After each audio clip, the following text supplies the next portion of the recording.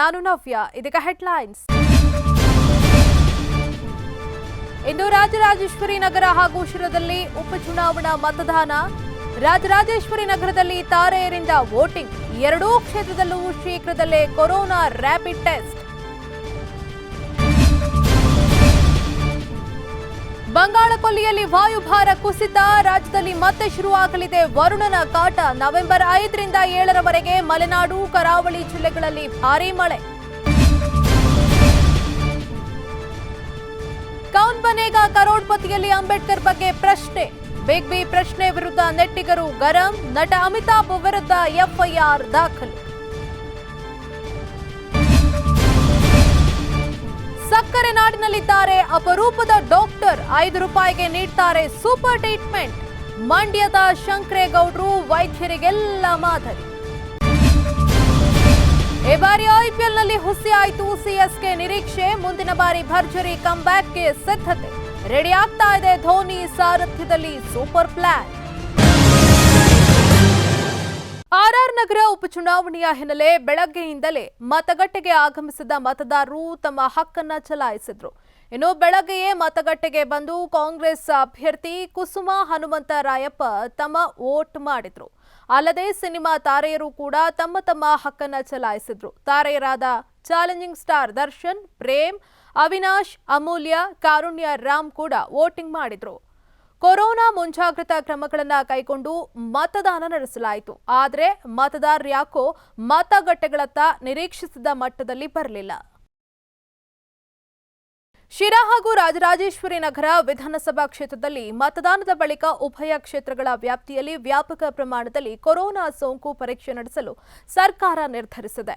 ಉಪಚುನಾವಣೆ ಹಿನ್ನೆಲೆಯಲ್ಲಿ ಕಳೆದ ಹಲವು ದಿನಗಳಿಂದ ಉಭಯ ಕ್ಷೇತ್ರಗಳಲ್ಲಿ ಕೋವಿಡ್ ಮಾರ್ಗಸೂಚಿ ಉಲ್ಲಂಘನೆಯಾಗಿರುವುದು ಕಂಡುಬಂದಿದೆ. ಹೀಗಾಗಿ ಮತದಾನದ ಬಳಿಕ ಹೆಚ್ಚು ಸೋಂಕು ಪರೀಕ್ಷೆ ನಡೆಸಲಾಗುವುದು ಎಂದು ಜಿಲ್ಲಾಡಳಿತಗಳು ಮಾಹಿತಿಯನ್ನ ನೀಡಿವೆ. ತುಮಕೂರು ಜಿಲ್ಲಾಡಳಿತ ಇದೇ ತಿಂಗಳ 5ರಂದು ಶಿರಾ ಕ್ಷೇತ್ರದ ಜನರಿಗೆ ರ್ಯಾಪಿಡ್ ಪರೀಕ್ಷೆಯನ್ನು ನಡೆಸೋದಕ್ಕೆ ತೀರ್ಮಾನಿಸಿದೆ. ಅಂದು ಶಿರಾ ತಾಲೂಕಿನ ಎಲ್ಲಾ ಗ್ರಾಮ ಪಂಚಾಯಿತಿಗಳಲ್ಲಿ ರ್ಯಾಪಿಡ್ ಪರೀಕ್ಷೆ ನಡೆಯಲಿದೆ.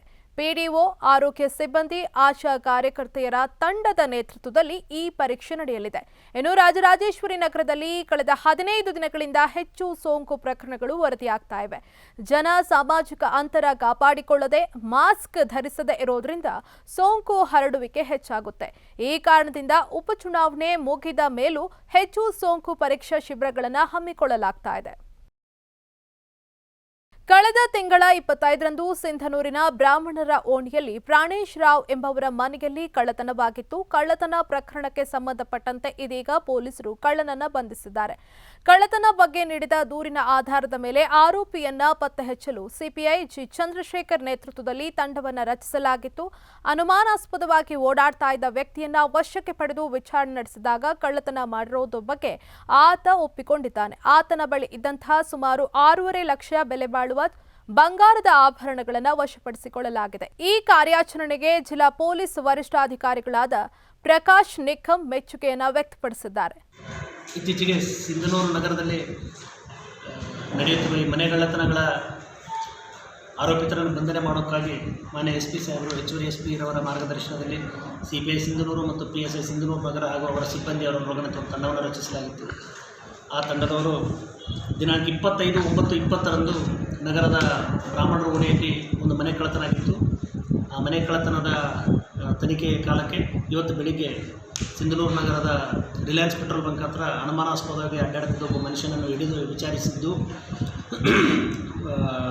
ಬಡಗೇರ್ ಫಕೀರ ತಂದೆ ಎಂಕಪ್ಪ ಅಂತೇಳಿ ಆತನು ಈ ಪ್ರಕರಣ ಈ ಅಪರಾಧ ತಾನೇ ಮಾಡಿರೋ ಬಗ್ಗೆ ಒಪ್ಪಿಕೊಂಡಿದ್ದು ಆತನಿಂದ 130 ಗ್ರಾಂ ಬಂಗಾರದ ಆಭರಣಗಳನ್ನು ವಶಪಡಿಸಿಕೊಳ್ಳಲಾಗಿದೆ. ಈ ವ್ಯಕ್ತಿಯ ಪೂರ್ವಾಪರ ಇತಿಹಾಸ ವಿಚಾರ ಮಾಡಲಾಗಿ ಸದರಿ ಅವನ ಮೇಲೆ 2008 ಹಾಗೂ 2010ರಲ್ಲಿ ಸಿಂಧನೂರು ನಗರದ ನಗರ ಪೊಲೀಸ್ ಠಾಣೆಯಲ್ಲಿ 1 ಹಾಗೂ 2008ರಲ್ಲಿ 1, 2010ರಲ್ಲಿ 2 ಒಟ್ಟಾಗಿ 3 ಪ್ರಕರಣಗಳು ದಾಖಲಾಗಿದ್ದು ಅದರಲ್ಲಿ 1 ಪ್ರಕರಣದಲ್ಲಿ ಶಿಕ್ಷೆಯಾಗಿದ್ದು ಇನ್ನು 2 ಪ್ರಕರಣಗಳು ಬಿಡುಗಡೆಗೊಂಡಿರ್ತವೆ. ಇನ್ನು ಮತ್ತೆ ಬೇರೆ ಎಲ್ಲೆಲ್ಲಿ ಅಪರಾಧಗಳನ್ನು ಎಸೆದಾರ ಅನ್ನೋದ್ರ ಬಗ್ಗೆ ಪರಿಶೀಲನೆ ಮಾಡುತ್ತೀವಿ. ಈಗ ಕೊರೋನಾ ಪರೀಕ್ಷೆ ಆದ ನಂತರ ಆರೋಪಿತರನ್ನು ನ್ಯಾಯಾಂಗ ಬಂಧನಕ್ಕೆ ಒಪ್ಪಿಸ್ತೀವಿ. ತಿಪಟೂರು ತಾಲೂಕಿನ ಎಲ್ಲಾ ಕೆರೆಗಳಿಗೆ ಎತ್ತಿನ ಹೊಳೆ ನೀರು ಹರಿಸಬೇಕು ಹಾಗೂ ಭೂ ಸಂತ್ರಸ್ತರಿಗೆ ಪರಿಹಾರ ನೀಡಬೇಕು ಅಂತ ಒತ್ತಾಯಿಸಿ ನಾಗತಿಹಳ್ಳಿ ಗೇಟ್ನಿಂದ ಬಿದರೆಗುಡಿ ಮಾರ್ಗವಾಗಿ ತಿಪಟೂರು ಉಪವಿಭಾಗಾಧಿಕಾರಿ ಕಚೇರಿವರೆಗೆ ಕಾಲ್ನಡಿಗೆ ಜಾಥಾ ನಡೆಯಿತು. ರೈತ ಕೃಷಿ ಕಾರ್ಮಿಕ ಸಂಘಟನೆಯ ರಾಜ್ಯ ಸಮಿತಿ ಸದಸ್ಯ ಎಸ್ಎನ್ ಸ್ವಾಮಿ ಮಾತನಾಡಿ, ತಾಲೂಕಿನಲ್ಲಿ ಎತ್ತಿನ ಹೊಳೆ ಯೋಜನೆಗಾಗಿ 1200 ಹೆಕ್ಟೇರ್ ಭೂಮಿ ಬಳಕೆಯಾಗ್ತಾ ಇದ್ದು ನೂರಾರು ರೈತರು ಸಂತ್ರಸ್ತರಾಗ್ತಿದ್ದಾರೆ. ಆದರೆ ಹನಿ ನೀರು ಕೂಡ ತಾಲೂಕಿಗೆ ಹಂಚಿಕೆಯಾಗಿಲ್ಲ. ರಾಜಕಾರಣಿಗಳು ಮಾತ್ರ ತಾಲೂಕಿಗೆ 2 ಟಿಎಂಸಿ ನೀರು ಹಂಚಿಕೆ ಮಾಡ್ತೇವೆ ಎಂದು ಹೇಳ್ತಿದ್ದಾರೆ. ಇನ್ನು ರಾಜಕಾರಣಿಗಳು ಸುಳ್ಳು ಭರವಸೆ ನೀಡಿ ರೈತರನ್ನ ದಿಕ್ಕು ತಪ್ಪಿಸುವಂತಹ ಕೆಲಸ ಮಾಡ್ತಿದ್ದಾರೆ ಎಂದು ಆಕ್ರೋಶವನ್ನ ಹೊರಹಾಕಿದ್ರು. ಕಾರ್ಯಕ್ರಮದಲ್ಲಿ ಜಿಲ್ಲಾ ಪಂಚಾಯಿತಿ ಸದಸ್ಯ ಜಿ ನಾರಾಯಣ್, ರೈತ ಸಂಘದ ಮುಖಂಡ ಯೋಗಣ್ಣ, ಕುಂದೂರು ತಿಮ್ಮಯ್ಯ, ವಿಜಯಕುಮಾರ್, ಮನೋಹರ್ ಪಟೇಲ್, ಶ್ರೀಕಾಂತ್ ಹಾಗೂ ಅನೇಕರು ಭಾಗಿಯಾಗಿದ್ರು.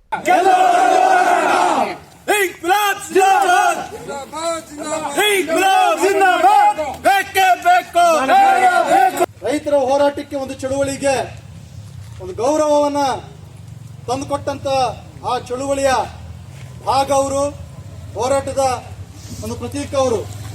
ನಾವು ಮೊಟ್ಟ ಮೊದಲಿಗೆ ನಮ್ಮ ಮೊದಲನೇ ಎತ್ತಿನ ಹೊಳೆ ಯೋಜನೆ ಸುತ್ತುವರೆದಂತ ಸಭೆ ನಡೆದಿದ್ದು ನಾಕ್ತಿಹಳ್ಳಿನಲ್ಲಿ. ಒಂದು ಬಹಳ ಅದ್ಭುತವಾದ ಸಭೆ ಅವತ್ತು ನಡೀತು. ಅದೊಂದು ರೀತಿ ಎತ್ತಿನ ಹೊಳೆ ಹೋರಾಟದ ಬೀಜ ಅದು ಇವತ್ತು ಇಲ್ಲಿವರೆಗೆ ಬೆಳಕೊಂಡು ಬಂದಿದೆ.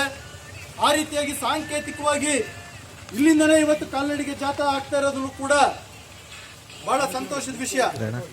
ಕರ್ನಾಟಕದಲ್ಲಿ ಮತ್ತೆ ಮಳೆ ಆರಂಭವಾಗಲಿದ್ದು ಇಂದಿನಿಂದ ನವೆಂಬರ್ 7ರವರೆಗೆ ರಾಜ್ಯದ ಹಲವು ಭಾಗಗಳಲ್ಲಿ ಮಳೆಯಾಗಲಿದೆ. ಬಂಗಾಳ ಕೊಲ್ಲಿಯಲ್ಲಿ ವಾಯುಭಾರ ಕುಸಿತವಾಗಿರುವುದರಿಂದ ಈಗಾಗಲೇ ತಮಿಳುನಾಡು, ಆಂಧ್ರಪ್ರದೇಶ, ಕೇರಳದಲ್ಲಿ ಮಳೆಯಾಗ್ತಾ ಇದೆ. ಇಂದು ಕರ್ನಾಟಕದ ಕರಾವಳಿ ಜಿಲ್ಲೆಗಳಾದ ದಕ್ಷಿಣ ಕನ್ನಡ, ಉಡುಪಿ ಜಿಲ್ಲೆಗಳಲ್ಲಿ ಮಳೆಯಾಗಲಿದೆ.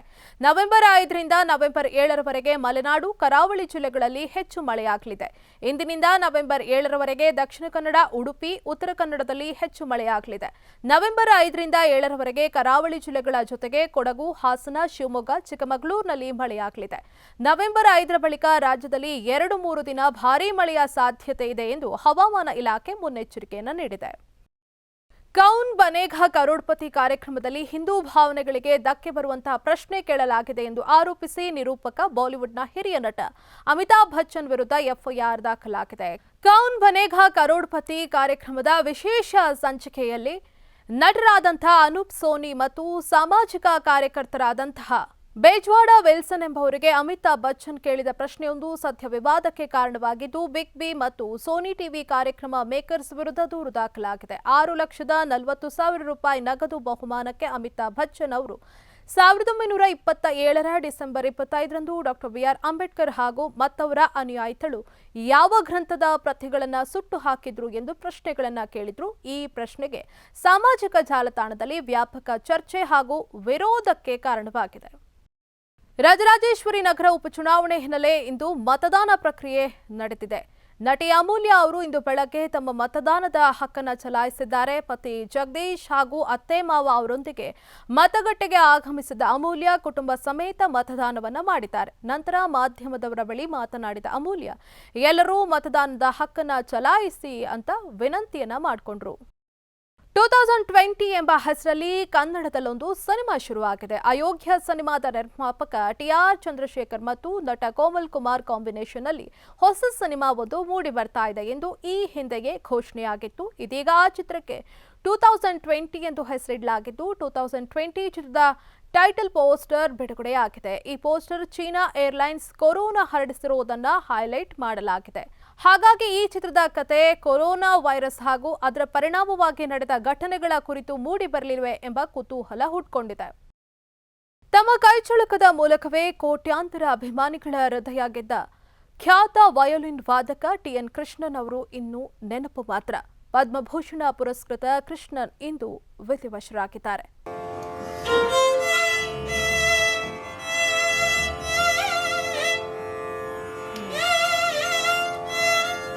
ಟಿಎನ್ ಕೃಷ್ಣನ್ ಈ ಹೆಸರು ಕೇಳಿದರೆ ಸಾಕು ಕೋಟ್ಯಾಂತರ ಸಂಗೀತ ಪ್ರಿಯರ ಕಿವಿ ನೆಟ್ಟಗಾಗುತ್ತೆ. ಪಿಟೀಲಿನ ಮೂಲಕವೇ ಸಂಗೀತ ರಸಿಕರ ಕಿವಿಗಳನ್ನು ತಂಪಾಗಿಸ್ತಾ ಇದ್ದ ಕೃಷ್ಣನ್ ಇನ್ಮೇಲೆ ಕೇವಲ ನೆನಪುಗಳಿಗಷ್ಟೇ ಸೀಮಿತ. ಪದ್ಮಭೂಷಣ ಪುರಸ್ಕೃತ ಕೃಷ್ಣನ್ ಅವರು ನಿಧನರಾಗಿದ್ದಾರೆ. 92 ವರ್ಷದ ಅವರು ವಯೋಸಹಜ ಕಾಯಿಲೆಗಳಿಂದ ಬಳಲ್ತಾ ಇದ್ರು.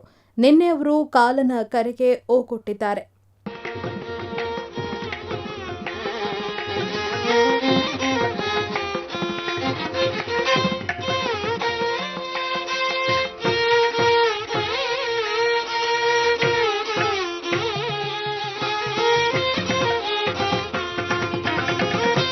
ಟಿಎನ್ ಕೃಷ್ಣನ್ ಅವರ ಪೂರ್ಣ ಹೆಸರು ತ್ರಿಪುಂಡ್ಪುರ ನಾರಾಯಣಯ್ಯರ್ ಕೃಷ್ಣನ್. ಪ್ರೊಫೆಸರ್ ಟಿಎನ್ ಕೃಷ್ಣನ್ ಅವರ ತಂದೆ ಎ ನಾರಾಯಣ ಅಯ್ಯರ್. ಅವರಿಂದ ಚಿಕ್ಕ ವಯಸ್ಸಿನಿಂದಲೇ ಸಂಗೀತ ಕಲಿಯಲು ಆರಂಭಿಸಿ ಮುಂದೆ ಸಂಗೀತ ದಿಗ್ಗಜ ಶೆಮ್ಮಂಗುಡಿ ಶ್ರೀನಿವಾಸ್ ಅಯ್ಯರ್ ಅವರ ಬಳಿ ಪಿಟೀಲು ಕಲಿಯೋದನ್ನು ಮುಂದುವರೆಸಿದ್ರು. ದೀರ್ಘಕಾಲದ ಶಿಸ್ತಿನ ಶಿಕ್ಷಣ ಕೃಷ್ಣನ್ ಅವರನ್ನ ಒಬ್ಬ ಶ್ರೇಷ್ಠ ಪಿಟೀಲು ವಾದಕರನ್ನಾಗಿ ರೂಪಿಸಿತು. ಜೊತೆಗೆ ಆ ಕಾಲದ ಹಿರಿಯ ವಿದ್ವಾಂಸರುಗಳಿಗೆ ಅನೇಕ ದಶಕಗಳ ಕಾಲ ಪಕ್ಕವಾದ್ಯ ನುಡಿಸುತ್ತಾ ಕೃಷ್ಣನ್ ಒಬ್ಬ ದಕ್ಷ ಪಕ್ಕವಾದ್ಯಗಾರರಾಗಿ ಬೆಳಕತೊಡಗಿದ್ರು.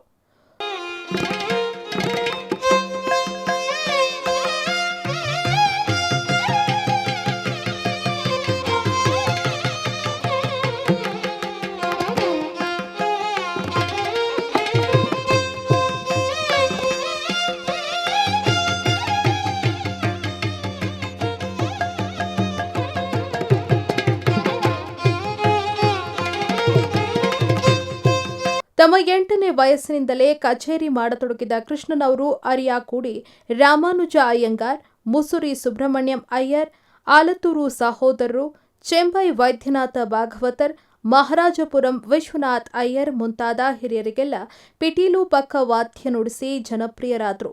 ಮೇರು ಪಿಟೀಲು ವಾದಕರಷ್ಟೇ ಅಲ್ಲ, ಟಿಎನ್ ಕೃಷ್ಣನ್ ಅವರು ದಕ್ಷ ಬೋಧಕರಾಗಿಯೂ ಖ್ಯಾತಿ ಪಡೆದಿದ್ರು. ದೆಹಲಿಯ ವಿಶ್ವವಿದ್ಯಾಲಯದ ಸಂಗೀತ ವಿಭಾಗದ ಡೀನ್ ಆಗಿಯೂ 100 ಜನಕ್ಕೆ ಸಂಗೀತ ಶಿಕ್ಷಣವನ್ನು ನೀಡಿದ್ದಾರೆ.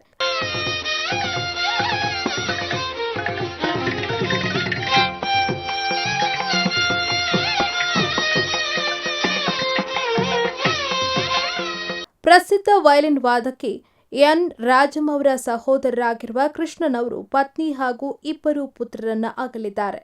ಅವರ ಅಗಲಿಕೆ ಸಂಗೀತ ಕ್ಷೇತ್ರಕ್ಕೆ ಬಹುದೊಡ್ಡ ನಷ್ಟ. News desk, express TV. ಇವತ್ತು ಆಸ್ಪತ್ರೆಗೆ ಹೋಗಬೇಕು ಅಂದ್ರೆ ಕೈಯಲ್ಲಿ 500 ರೂಪಾಯಿ ಆದ್ರೂ ಇರಲೇಬೇಕು. ಅಂಥದ್ರಲ್ಲಿ 5-10 ರೂಪಾಯಿಗೆ ಚಿಕಿತ್ಸೆ ಸಿಗುತ್ತೆ ಅಂದ್ರೆ ನಂಬೋಕೆ ಸಾಧ್ಯನಾ? ಆದ್ರೆ ಇಲ್ಲೊಬ್ಬ ವೈದ್ಯರು ಜಸ್ಟ್ 5 ರೂಪಾಯಿಗೆ ಚಿಕಿತ್ಸೆ ನೀಡೋ ಮೂಲಕ ವೈದ್ಯೋ ನಾರಾಯಣ ಹರಿ ಅನ್ನೋ ಮಾತಿನಂತೆ ಬದುಕ್ತಾ ಇದ್ದಾರೆ.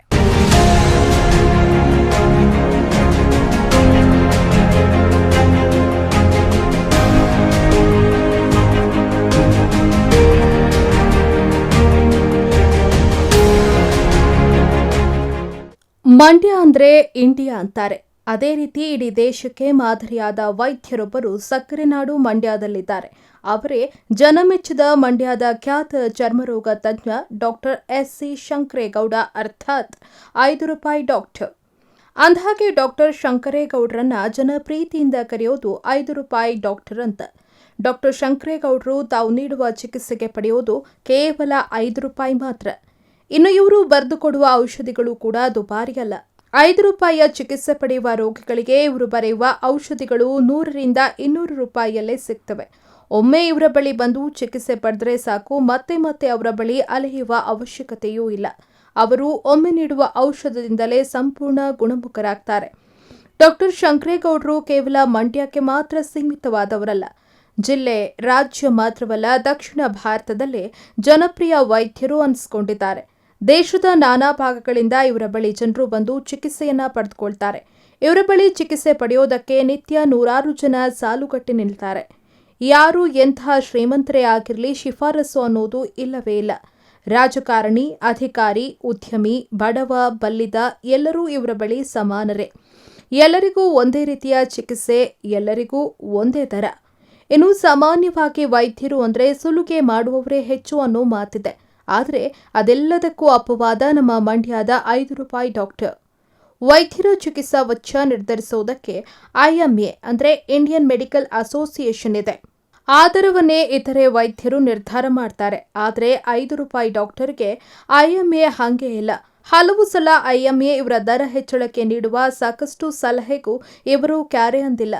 ವೈದ್ಯರು ತಮ್ಮ ಬೇಡಿಕೆ ಈಡೇರಿಕೆಗೆ ಒತ್ತಾಯಿಸಿ ಹಲವಾರು ಮುಷ್ಕರ ನಡೆಸಿದ್ದಾರೆ. ಆದರೆ ಈ ಡಾಕ್ಟರ್ ಅಂಥ ಯಾವುದೇ ಮುಷ್ಕರದಲ್ಲೂ ಪಾಲ್ಗೊಂಡಿಲ್ಲ.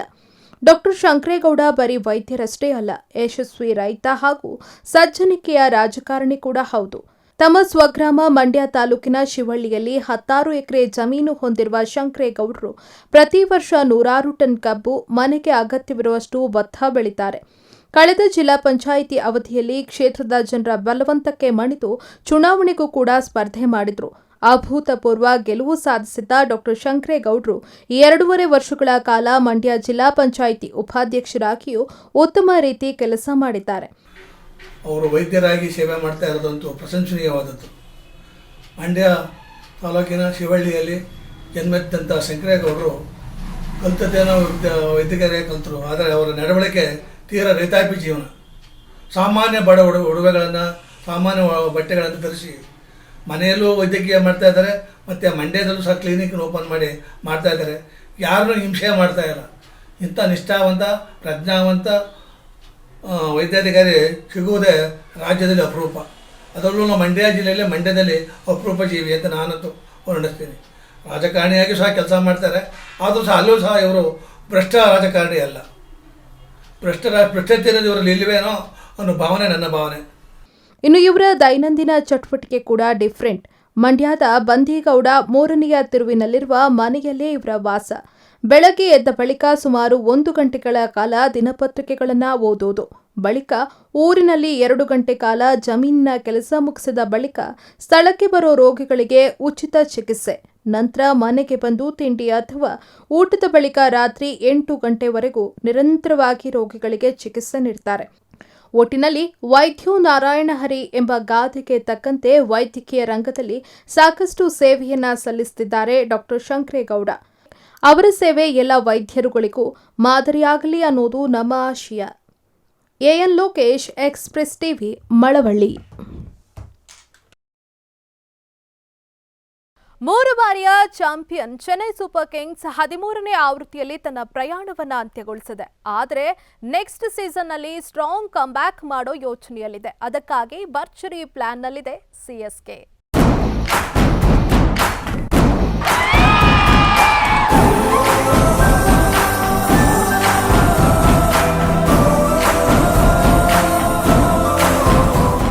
ಐಪಿಎಲ್ ಇತಿಹಾಸದಲ್ಲೇ ಲೀಗ್ ಹಂತದಿಂದ ಹೊರಬಿದ್ದ ಚೆನ್ನೈ ಸೂಪರ್ ಕಿಂಗ್ಸ್ ಈ ಆವೃತ್ತಿಯಲ್ಲಿ ಮುಗ್ಗರಿಸಿದೆ. ಆದರೆ ಈ ಬಾರಿಯ ಕಳಪೆ ಸಾಧನೆ ಸಿಎಸ್ಕೆ ಪಾಳೆಯದ ಆತ್ಮವಿಶ್ವಾಸಕ್ಕೆ ಕೊಂಚವೂ ಧಕ್ಕೆ ತಂದಿಲ್ಲ. 13ನೇ ಆವೃತ್ತಿಯ ಕೊನೆಯ ಪಂದ್ಯಗಳನ್ನು ಆಡಿದ ಬೆನ್ನಲ್ಲೇ ಉಳಿದೆಲ್ಲ ತಂಡಗಳಿಗೆ ಖಡಕ್ ವಾರ್ನಿಂಗ್ ನೀಡಿದೆ. ಮುಂದಿನ ಆವೃತ್ತಿಯಲ್ಲಿ ಗರ್ಜನೆ ನಮ್ದೆ ಅನ್ನೋದು ನಾಯಕ ಧೋನಿ ವಿಶ್ವಾಸ. ಈ ಆವೃತ್ತಿ ಅಂತ್ಯದೊಳಗೆ ಮುಂದಿನ ಸೀಸನ್ ತಯಾರಿ ಚೆನ್ನೈ ಬಳಗದಲ್ಲಿ ಆರಂಭವಾಗಿದೆ.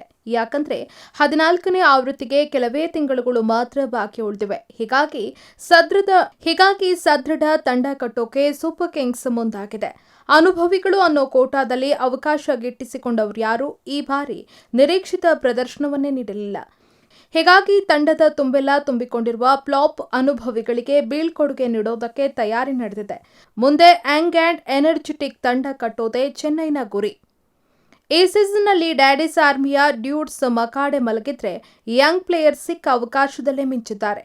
ಅನುಭವಿಗಳ ಕಳಪೆ ಫಾರ್ಮ್ ಸೋಲಿಗೆ ಕಾರಣ ಅನ್ನೋದನ್ನ ಬಿಡಿಸಿ ಹೇಳಬೇಕಾಗಿಲ್ಲ. ಹೀಗಾಗಿಯೇ ಫ್ರಾಂಚೈಸಿ ಕಣ್ಣು ಜನವರಿ ಅಥವಾ ಫೆಬ್ರವರಿಯಲ್ಲಿ ನಡೆಯುವ ಹರಾಜಿನ ಮೇಲಿದೆ. ಎಲ್ಲವೂ ಬಿಸಿಸಿಐನ ಹರಾಜಿನ ಬಗ್ಗೆ ತೆಗೆದುಕೊಳ್ಳುವ ನಿರ್ಧಾರದ ಮೇಲೆ ನಿಂತಿದೆ. ಮುಂದಿನ 10 ವರ್ಷಗಳ ದೃಷ್ಟಿಯಿಂದ ನಾವು ತಂಡವನ್ನು ಬದಲಾಯಿಸಬೇಕಾಗಿದೆ. ಐಪಿಎಲ್ ಆರಂಭದಲ್ಲಿ ನಾವು ಕಟ್ಟಿದ ತಂಡ ಉತ್ತಮವಾಗಿತ್ತು. ಸಮಯ ಬಂದಾಗ ಕೆಲವನ್ನ ಬದಲಾಯಿಸಬೇಕಾಗತ್ತೆ. ಮುಂದಿನ ಪೀಳಿಗೆಗೆ ಉತ್ತಮ ತಂಡವನ್ನ ಹಸ್ತಾಂತರಿಸಬೇಕು. ಹೀಗಾಗಿ ಬಲಾಢ್ಯ ತಂಡ ಕಟ್ಟಬೇಕಿದೆ ಎಂದು ತಂಡದ ನಾಯಕ ಮಹೇಂದ್ರ ಸಿಂಗ್ ಧೋನಿ ವಿಶ್ವಾಸ ವ್ಯಕ್ತಪಡಿಸಿದ್ದಾರೆ. ಋತುರಾಜ್ ಗಾಯಕ್ವಾಡ್, ಎನ್ ಜಗದೀಶನ್, ಸ್ಯಾಮ್ ಕರನ್, ದೀಪಕ್ ಚಹರ್ ಈ ಆವೃತ್ತಿಯಲ್ಲಿ ಕಮಾಲ್ ಮಾಡಿದ್ದಾರೆ. ಇವರಷ್ಟೇ ಅಲ್ಲ, ಉಳಿದೆಲ್ಲ ತಂಡಗಳಲ್ಲೂ ಯುವ ಆಟಗಾರತೆ ಅಬ್ಬರ. ಇದನ್ನ ಮನಗಂಡಿರುವ ಚೆನ್ನೈ ಫ್ರಾಂಚೈಸಿ ಹರಾಜಿನಲ್ಲಿ ಯುವ ಆಟಗಾರರನ್ನ ಸೆಳೆಯಲು ಈಗಾಗಲೇ ಗ್ರೌಂಡ್ ವರ್ಕ್ ಸ್ಟಾರ್ಟ್ ಮಾಡಿದೆ. ಅಷ್ಟೇ ಅಲ್ಲ, ನಾಯಕ ಧೋನಿ ಮುಂದಿನ ಆವೃತ್ತಿಯಲ್ಲಿ ಆಡೋದನ್ನ ಈಗಾಗಲೇ ಖಚಿತಪಡಿಸಿದ್ದಾರೆ. ಚಾಣಾಕ್ಷನ ಸ್ಥಾನ ತುಂಬುವ ಸಮರ್ಥ ಉತ್ತರಾಧಿಕಾರಿ ಸಿಗದೇ ಇರೋದು 39ರ ಹರೆಯದಲ್ಲೂ ಮಾಹಿ ಆಡೋದಕ್ಕೆ ನಿರ್ಧರಿಸಲು ಕಾರಣ. ಹೀಗಾಗಿ ಮುಂದಿನ ಆವೃತ್ತಿಗೆ ಸೂಕ್ತ ಉತ್ತರಾಧಿಕಾರಿಯನ್ನ ಹುಡುಕುವ ಯೋಜನೆಯೂ ತಂಡದಲ್ಲಿದೆ. ಒಟ್ಟಿನಲ್ಲಿ ಈಗ ಆಗಿರುವ ತಪ್ಪುಗಳನ್ನು ಸರಿಪಡಿಸಿಕೊಂಡು ಚೆನ್ನೈ ಸೂಪರ್ ಕಿಂಗ್ಸ್ 14ನೇ ಆವೃತ್ತಿಯಲ್ಲಿ ಮತ್ತೆ ಕಿಂಗ್ ಆಗುತ್ತಾ ಅನ್ನೋದನ್ನ ಕಾದ್ ನೋಡಬೇಕಾಗಿದೆ. News desk, express TV. ಕೊರೋನಾದಿಂದಾಗಿ ಇವತ್ತು ಮನೆಯಿಂದ ಹೊರಗಡೆ ಹೋಗೋದಕ್ಕೆ ಜನ ಹೆದರುವಂತಾಗಿದೆ. ಹಾಗಾಗಿ ಬಹುತೇಕರು ಆನ್ಲೈನ್ ಶಾಪಿಂಗ್ ಮೊರೆ ಹೋಗ್ತಿದ್ದಾರೆ. ಅಂಥವರಿಗಾಗಿಯೇ ಸಿಲಿಕಾನ್ ಸಿಟಿಯಲ್ಲಿ ಡಿಜಿಟಲ್ ಮಾಲ್ ಒಂದು ತಲೆ ಎತ್ತಿದೆ. ಏನದು? ಬನ್ನಿ ನೋಡೋಣ.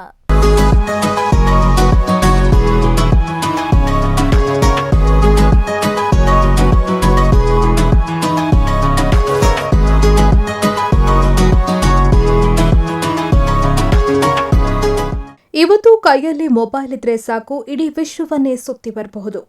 ಬೆರಳ ತುದಿಯಲ್ಲೇ ಬೇಕಾದ್ದನ್ನೆಲ್ಲ ಪಡೆಯಬಹುದು.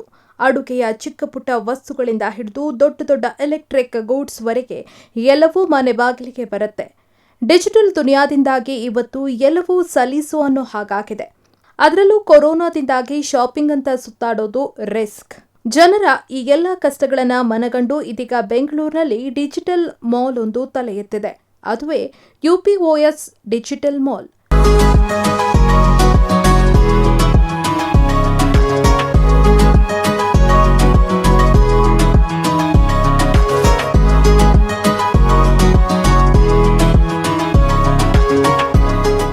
ಇಂಟರ್ನೆಟ್ ಆಧಾರಿತ ಬಿಸಿನೆಸ್ ಮಾಡೋದಕ್ಕೆ ಅನುಕೂಲವಾಗಲಿ ಅನ್ನೋ ನಿಟ್ಟಿನಲ್ಲಿ ಈ ಮಾಲ್ ಅನ್ನು ತೆರೆಯಲಾಗಿದೆ. ಮತ್ತಿಕೆರೆ ಮತ್ತು ಬಸವೇಶ್ವರ ನಗರದಲ್ಲಿ ಈ ಮಾಲ್ ಆರಂಭಗೊಂಡಿದೆ. ದಿನನಿತ್ಯದ ವಸ್ತುಗಳಿಂದ ಹಿಡಿದು ಎಲ್ಲವನ್ನ ಇಲ್ಲಿ ಆನ್ಲೈನ್ ಮೂಲಕ ಖರೀದಿ ಮಾಡಬಹುದು. Where we see that now anyone who is not on digital platform or is not able to use the digital platform, they can come here and they can ask the operator sitting here to do any online transaction for them, first of all. And as you know that cable operators are already into the homes of almost everybody. So this is the opportunity, very big opportunity for all cable operators to encash the same user base and multiply their income, because now they will be the single point of sale for any use of their customers. So I think that is the biggest USP of this digital mall, that now anybody can walk in and this new platform can be taken to the public through these cable operators. And we see a lot of synergy in cable operators and Global Garner coming together. ಇನ್ನು ಈ digital ಮಾಲ್ನಲ್ಲಿ 20 ಕೋಟಿಗೂ ಅಧಿಕ ವಸ್ತುಗಳು ಲಭ್ಯವಿದೆ. ಒಂದೇ ಸೂರಿನಡಿ ಎಲ್ಲವೂ ಸಿಗೋದ್ರಿಂದ ಗ್ರಾಹಕರಿಗೆ ಇದು ಅನುಕೂಲವಾಗಲಿದೆ. ಅಲ್ಲದೆ ಆನ್ಲೈನ್ ಮೂಲಕವೇ ವ್ಯವಹಾರ ನಡೆಯೋದ್ರಿಂದ ಎಲ್ಲವೂ ಈಸಿಯಾಗಿ ನಡೆಯುತ್ತೆ. ಈ ಡಿಜಿಟಲ್ ಮಾಲ್ ಅನ್ನ ಓಪನ್ ಮಾಡ್ತಾ ಇದ್ದಾರೆ. ಈ ಡಿಜಿಟಲ್ ಮಾಲ್ ಏನಪ್ಪಾ ಅಂತ ಹೇಳಿದ್ರೆ ಇಡೀ ಇಂಡಿಯಾದಲ್ಲಿ ತುಂಬಾ ಇಂಟರ್ನೆಟ್ ಬೇಸ್ಡ್ ಬಿಸ್ನೆಸ್ ತುಂಬ ಮುಂದೆ ಬರ್ತಾ ಇದೆ ಇವಾಗ. ಆದರೆ ಎಲ್ರಿಗೂ ಕೂಡ ಇಂಟರ್ನೆಟ್ಟಲ್ಲಿ ಅಥವಾ ಈ ಡಿಜಿಟಲ್ ಒಂದು ಆನ್ಲೈನಲ್ಲಿ ಪರ್ಚೇಸ್ ಮಾಡುವಂಥದ್ದು ಗೊತ್ತಿಲ್ಲ. ಸೊ ನಮ್ಮ ಈ ಡಿಜಿಟಲ್ ಮಾಲ್ಗೆ ಯಾರೇ ಬಂದರೂ ಕೂಡ ಆನ್ಲೈನಲ್ಲಿ ಯಾವ ರೀತಿ ಪರ್ಚೇಸ್ ಮಾಡ್ಬೋದು ಮತ್ತು ಯಾವ್ಯಾವ ಐಟಮ್ಸ್ ನಿಮ್ಗೆ ಆನ್ಲೈನಲ್ಲಿ ಸಿಗುತ್ತೆ ಅನ್ನೋದನ್ನ ಎಂಟೈರ್ ಒಂದು ಮಾಲಲ್ಲಿ ಇವತ್ತು ನಾವು ಮಾಲ್ಗೆ ಏನಕ್ಕೆ ಹೋಗ್ತೀವಪ್ಪ ಅಂತ ಹೇಳಿದ್ರೆ ಸೊ ಎಲ್ಲ ಐಟಮು ಅಥವಾ ಎಲ್ಲ ಶೋರೂಮ್ಗಳು ಒಂದೇ ಸಿಗುತ್ತೆ ಅಂತೇಳಿ. ಸೊ ನಮ್ಮ ಹತ್ರ ಇವತ್ತು ಈ ಡಿಜಿಟಲ್ ಮಾಲಲ್ಲಿ ಒಂದು ಸುಮಾರು 20 ಕೋಟಿಗಿನ್ನ ಹೆಚ್ಚು ಪ್ರಾಡಕ್ಟನ್ನು ನೀವು ಇಲ್ಲಿ ಪರ್ಚೇಸನ್ನು ಮಾಡ್ಬೋದು. ಸೊ ಆ ಒಂದು ಆಪರ್ಚುನಿಟಿಯನ್ನು ಇವತ್ತು, ಯಾಕೆಂದರೆ ಕೇಬಲ್ ಆಪ್ರೇಟರ್ಸ್, ಎಕ್ಸ್ಪೆಷಲಿ ಕೇಬಲ್ ಆಪ್ರೇಟರ್ಸ್ಗೆ ಆಲ್ರೆಡಿ ನಿಮ್ಮ ಹತ್ರ ಒಂದು ಯೂಸರ್ ಬೇಸ್ ಇದೆ, ಮನೆ ಮನೆಗೆ ನೀವು ಆಲ್ರೆಡಿ ತಲುಪಿದ್ದೀರಾ. ಸೊ ನಿಮ್ಮ ಕಸ್ಟಮರ್ಗೆ ಹೆಚ್ಚು ಹೆಚ್ಚು ಆಪರ್ಚುನಿಟಿಯನ್ನು ಕೊಡುವ ಮೂಲಕ ಸೊ ಇಲ್ಲಿ ಈ ಜಾಗದಲ್ಲಿ ಕುಳಿತುಕೊಂಡು ನೀವು ಇಡೀ ದೇಶದಲ್ಲಿ ಎಲ್ಲಿ ಬೇಕಿದ್ರೂ ಬಿಸ್ನೆಸ್ಸನ್ನು ಮಾಡ್ಬೋದು. ಅದನ್ನು ನಾವು ಡಿಜಿಟಲ್ ಮಾಲ್ ಅಂತ ಇವತ್ತು ಓಪನ್ ಮಾಡಿರೋದು. ಗ್ಲೋಬಲ್ ಗಾರ್ನರ್ ಮತ್ತು ಕೇಬಲ್ ಆಪರೇಟರ್ಸ್ ಮತ್ತು ಇಂಟರ್ನೆಟ್ ಆಪರೇಟರ್ಸ್ ಇವರಿಗೆ ಹೆಚ್ಚಿನ ಒಂದು ಪ್ರಯೋಜನ ಇದೆ. ಸೊ ಇವರೆಲ್ಲರಿಗೂ ಕೂಡ ಒಂದು ಹೆಚ್ಚಿನ ಅನುಕೂಲ ಆಗೋದ್ರಿಂದ ಈ ಎರಡು UPOS ಸ್ಟೋರನ್ನು ಒಂದು ಇವತ್ತು ಬಸವೇಶ್ವರ ನಗರದಲ್ಲಿ ಮತ್ತೊಂದು ಮತ್ತಿಕೆರೆಯಲ್ಲಿ ನಾವು ಪ್ರಾರಂಭ ಮಾಡಿದ್ದೀವಿ. ಇನ್ನು ಹೆಚ್ಚು ಸ್ಟೋರ್ಗಳು ಬ್ಯಾಂಗ್ಳೂರಲ್ಲಿ ಬರುತ್ತೆ. ಡಿಜಿಟಲ್ ವ್ಯವಹಾರದ ಬಗ್ಗೆಯೂ ಇಲ್ಲಿ ನೀವು ಮಾಹಿತಿಯನ್ನ ಪಡೆಯಬಹುದು. ಜೊತೆಗೆ ಕೇಬಲ್ ಆಪರೇಟರ್ಸ್ಗಳಿಗೂ ಇದು ಹೆಚ್ಚಿನ ಅನುಕೂಲ ಮಾಡಿಕೊಡಲಿದೆ. ಸಮಸ್ತ ಕರ್ನಾಟಕದಲ್ಲಿರುವಂಥ ಎಲ್ಲ ಕೇಬಲ್ ಟಿವಿ ಆಪರೇಟರ್ ಗೆ ನನ್ನ ನಮಸ್ಕಾರಗಳು. ಗ್ಲೋಬಲ್ ಪಾರ್ಟ್ನರು ನಮ್ಮ ಪ್ರಸಾದ್ ಅವರು ಇದಕ್ಕೆ ಮೇನ್ ಮುಖ್ಯಸ್ಥರಾಗಿರ್ತಾರೆ. ಮತ್ತು ಎಲ್ಲ ಆಪರೇಟರ್ಗಳಿಗೆ ಇನ್ನು ಇದು ಕೆಲವೇ ದಿನಗಳಲ್ಲಿ ಅವ್ರ ಕಡೆಯಿಂದ ಯಾವ ಥರ ಇದನ್ನು ಅರ್ನಿಂಗ್ ಮಾಡ್ಬೋದು, ರೆವೆನ್ಯೂ ಶೇರ್ ಯಾವ ಥರ ಮಾಡ್ಬೋದು, ಅಡಿಷ್ನಲ್ ರೆವೆನ್ಯೂ ಯಾವ ಥರ ಆಪರೇಟರ್ಗೆ ಆಲ್ರೆಡಿ ಆಪರೇಟರಿಗೆ ಕಲ್ಕೊತಾ ಇದ್ದಾರೆ. ಈ ಥರ ಪ್ಲಾಟ್ಫಾರ್ಮ್ ಮೇಲೆ ಬರ್ತಾ ಇರೋದು ಭಾರಿ ಹೆಮ್ಮೆಯ ವಿಚಾರ. ಅದರಿಂದ ಆಪರೇಟರ್ ಇದನ್ನು ಸದುಪಯೋಗ ಮಾಡ್ಕೊಳ್ಬೇಕು. ಮತ್ತು ನಮ್ಮ ಪ್ರಸಾದ್ ಅವರು ಈ ಏನು ಒಂದು ಸಂಸ್ಥೆನ ಮುಂದಾಳತ್ವ ವಹಿಸ್ಕೊಂಡು ಇದನ್ನು ಮುಂದೆ ತಂದಿದ್ದಾರೆ. ಅವರಿಗೆ ನನ್ನ ಅಸೋಸಿಯೇಷನ್ ಕಡೆಯಿಂದ ಅವರಿಗೆ ನಮ್ಮ ಬೆಂಬಲ ಮತ್ತು ನಮ್ಮ ಸಪೋರ್ಟ್ ಯಾವಾಗೂ ಇದ್ದೇ ಇರುತ್ತೆ. Congratulation mister Prasad. Thank you. ಒಟ್ಟಿನಲ್ಲಿ UPOS ಡಿಜಿಟಲ್ ಮಾಲ್ನಿಂದಾಗಿ ಜನರಿಗೆ ಅನೇಕ ಅನುಕೂಲಗಳಿದ್ದು ಒಮ್ಮೆ ಮಾಲ್ಗೆ ಭೇಟಿ ನೀಡಿದರೆ ಸಂಪೂರ್ಣ ಮಾಹಿತಿ ಲಭ್ಯವಾಗಲಿದೆ. News desk, express TV. ಇದೀಗ ಮತ್ತೊಮ್ಮೆ ಹೆಡ್ಲೈನ್ಸ್. ಇಂದು ರಾಜರಾಜೇಶ್ವರಿ ನಗರ ಹಾಗೂ ಶಿರದಲ್ಲಿ ಉಪಚುನಾವಣಾ ಮತದಾನ. ರಾಜರಾಜೇಶ್ವರಿ ನಗರದಲ್ಲಿ ತಾರೆಯರಿಂದ ವೋಟಿಂಗ್. ಎರಡೂ ಕ್ಷೇತ್ರದಲ್ಲೂ ಶೀಘ್ರದಲ್ಲೇ ಕೊರೋನಾ ರ್ಯಾಪಿಡ್ ಟೆಸ್ಟ್. ಬಂಗಾಳಕೊಲ್ಲಿಯಲ್ಲಿ ವಾಯುಭಾರ ಕುಸಿತ. ರಾಜ್ಯದಲ್ಲಿ ಮತ್ತೆ ಶುರುವಾಗಲಿದೆ ವರುಣನ ಕಾಟ. ನವೆಂಬರ್ 5ರಿಂದ 7ರವರೆಗೆ ಮಲೆನಾಡು ಕರಾವಳಿ ಜಿಲ್ಲೆಗಳಲ್ಲಿ ಭಾರೀ ಮಳೆ. ಕೌನ್ ಬನೇಗಾ ಕರೋಡ್ಪತಿಯಲ್ಲಿ ಅಂಬೇಡ್ಕರ್ ಬಗ್ಗೆ ಪ್ರಶ್ನೆ. ಬಿಗ್ ಬಿ ಪ್ರಶ್ನೆ ವಿರುದ್ಧ ನೆಟ್ಟಿಗರು ಗರಂ. ನಟ ಅಮಿತಾಬ್ ವಿರುದ್ಧ ಎಫ್ಐಆರ್ ದಾಖಲು. ಸಕ್ಕರೆ ನಾಡಿನಲ್ಲಿದ್ದಾರೆ ಅಪರೂಪದ ಡಾಕ್ಟರ್. 5 ರೂಪಾಯಿಗೆ ನೀಡ್ತಾರೆ ಸೂಪರ್ ಟ್ರೀಟ್ಮೆಂಟ್. ಮಂಡ್ಯದ ಶಂಕರೇಗೌಡರು ವೈದ್ಯರಿಗೆಲ್ಲ ಮಾದರಿ. ಈ ಬಾರಿ ಐಪಿಎಲ್ನಲ್ಲಿ ಹುಸಿ ಆಯಿತು ಸಿಎಸ್ಕೆ ನಿರೀಕ್ಷೆ. ಮುಂದಿನ ಬಾರಿ ಭರ್ಜರಿ ಕಮ್ಬ್ಯಾಕ್ಗೆ ಸಿದ್ಧತೆ. ರೆಡಿ ಆಗ್ತಾ ಇದೆ ಧೋನಿ ಸಾರಥ್ಯದಲ್ಲಿ ಸೂಪರ್ ಪ್ಲಾನ್. ಇದು ಈವರೆಗಿನ ಅಪ್ಡೇಟ್ಸ್. ನೇರ ಸುದ್ದಿ ಹಾಗೂ ನಿರಂತರ ಮನರಂಜನೆಗಾಗಿ ನೋಡ್ತಾ ಇರಿ ಎಕ್ಸ್‌ಪ್ರೆಸ್ ಟಿವಿ.